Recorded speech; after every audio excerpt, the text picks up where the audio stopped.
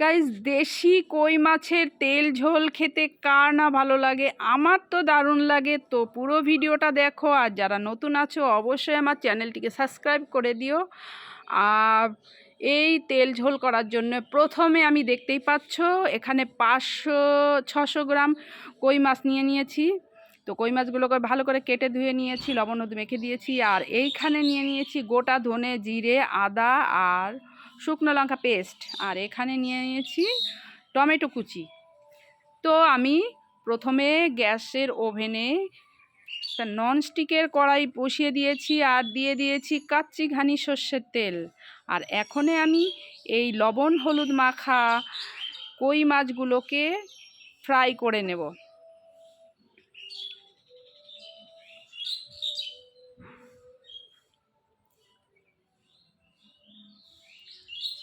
তো দেখতেই পাচ্ছ আমার মাছগুলো ফ্রাই করা হয়ে গেছে আর আমি এখন নামিয়ে নিচ্ছি।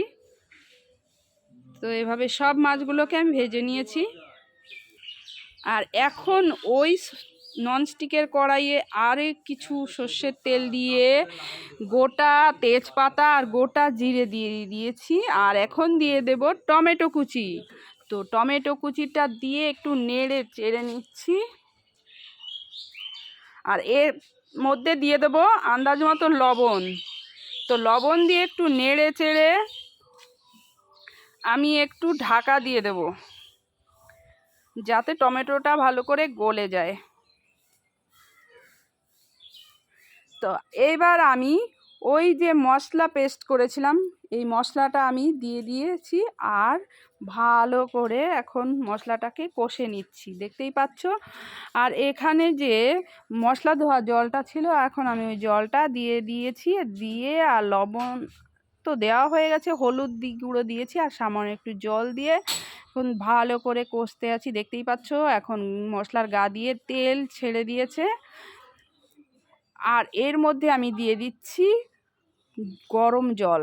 গরম জলটা দিয়ে আমি এখন ঢাকা দিয়ে দিচ্ছি কিছুক্ষণের জন্য, যাতে টকবক করে যখনই ফুটে উঠেছে আমি কই মাছগুলো, ভাজা কই মাছগুলো দিয়ে দিচ্ছি একে একে। তো দিয়ে আবার আমি ঢাকা দিয়ে দিয়েছিলাম, ঢাকা দিয়ে আরও কিছুক্ষণ জাল দিয়ে নিয়েছি। এখন দেখতেই পাচ্ছ